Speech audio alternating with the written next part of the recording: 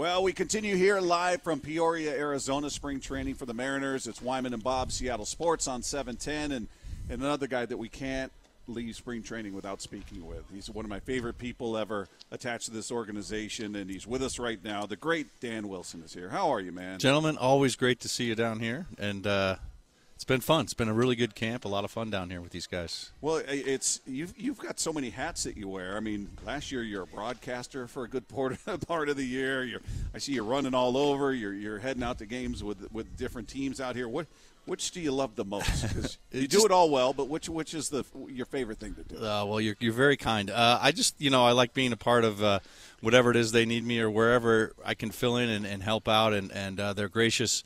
The Mariners organization is gracious to have me down here for spring training, and it's a lot of fun being with this group of catchers, and it's an exciting group of young players as well, not just catchers, but young position players. We got some, we've seen the great young arms come through this organization, so being around here, just being a part of a player development group that has turned out so many good players is just a lot of fun. You learn so much down here, and it's been another great camp.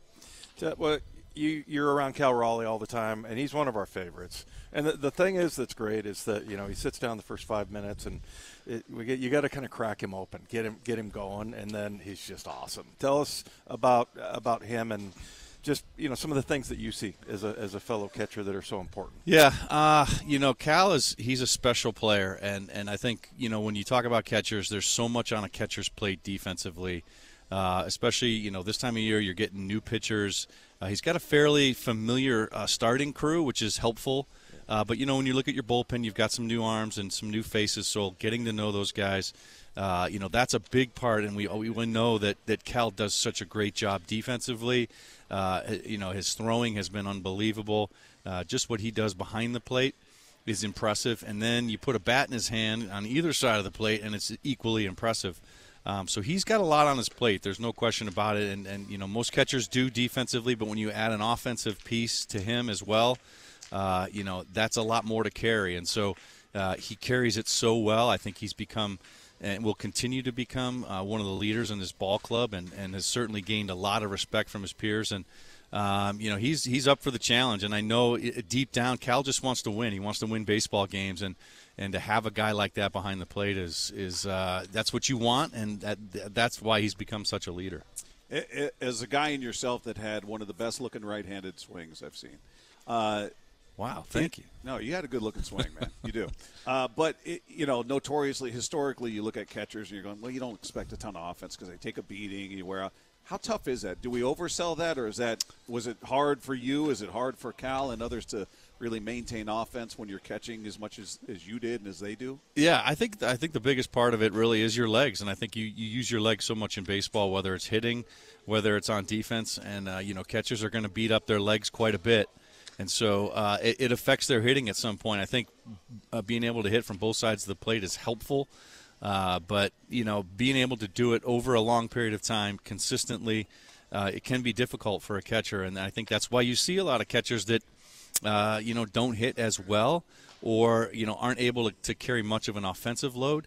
So when you see Cal Raleigh and he's able to carry it offensively, he's able to carry it defensively, and both very, very well, you've got a special player, and that we're lucky to have him in Seattle. I guess people probably don't realize how beat up catchers are, right, during the season. I mean, it's like football, basically. Oh, yeah. I mean, I remember Cal last year, he was telling us the inside of the thighs. Oh, it's the worst. And he was showing me where he had gotten hit, and then he got hit again, and you could see the seam marks and everything. And, I mean, what do you do to, get ready for that? Yeah. I mean, it's just more mental probably, right? Yeah, absolutely. And I tell the catchers all the time, the first day of spring training is the best your body's going to feel for the rest of the year, because from here you're just going straight downhill.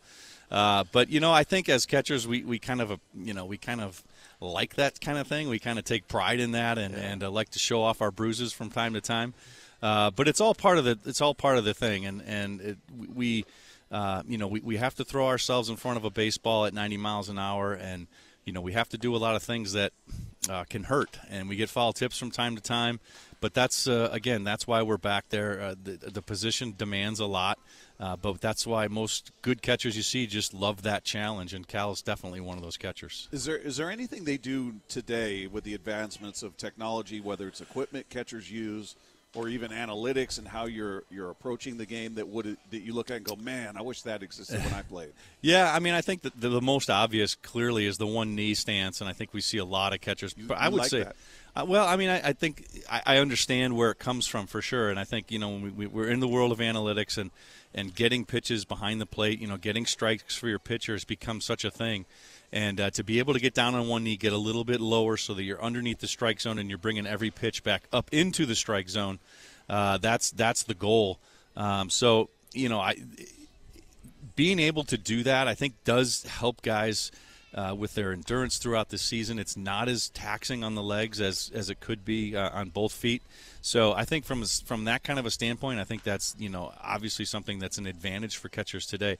But being measured on some of those, on getting strikes and being a good receiver, we didn't have that as players. And so when you're talking about the type of stuff that pitchers have today, the 97, the 98, especially bullpen guys, and the big sweeping sliders, like those are pitches that when they're on the corner, they're hard to stop that momentum and keep it on the plate. But these guys, that's why we're out here every day working on it, and they master it.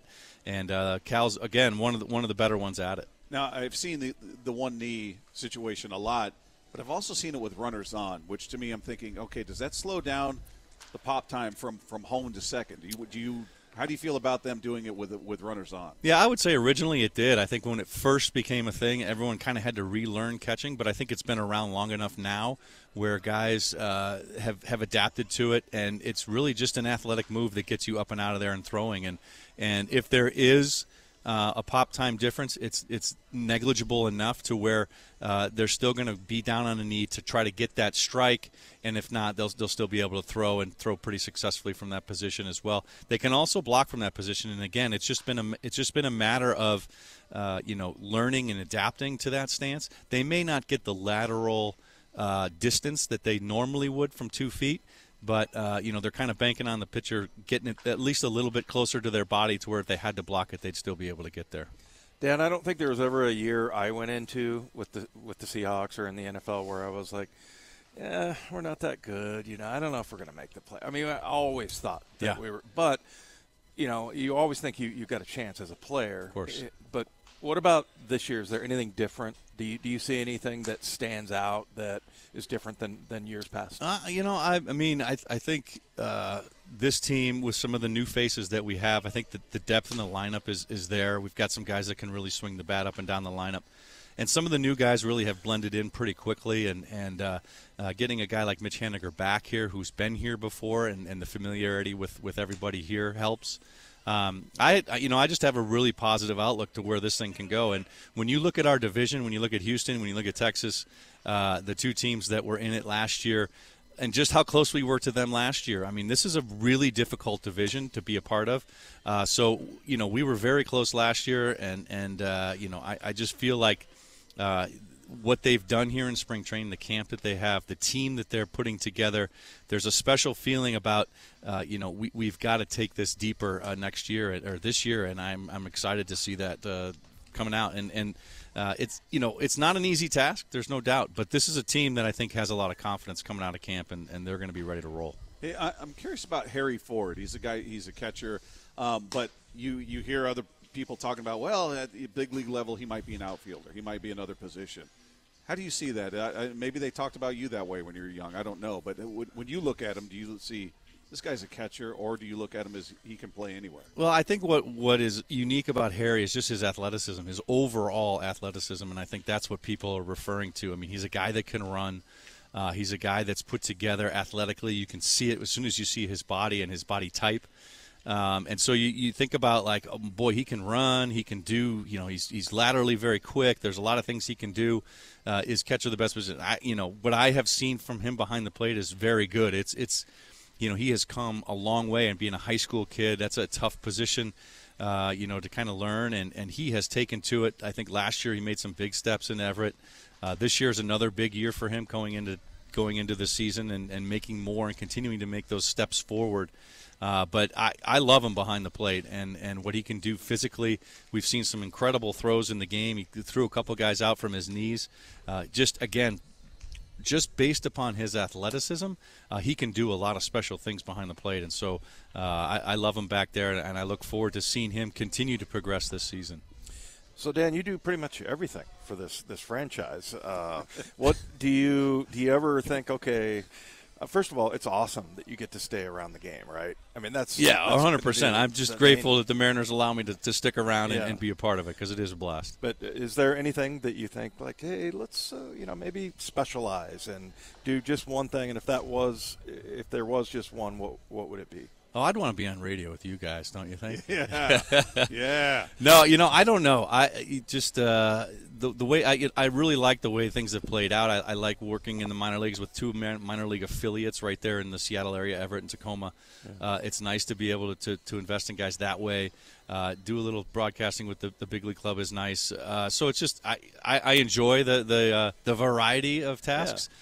So we'll see. I don't know what the future holds, but it's been a great opportunity for me to kind of be a part of this organization and watch this team and what the people here, how they've all developed, and I think we're in for something special here. Yeah, you did a lot of broadcasting last year. Yeah. You did a lot. You did a great job. How did that feel to you? Oh, it was good. It was fun. Yeah, I think when you're able to do sort of back-to-back games and back-to-back series, it kind of gets a little bit easier that way.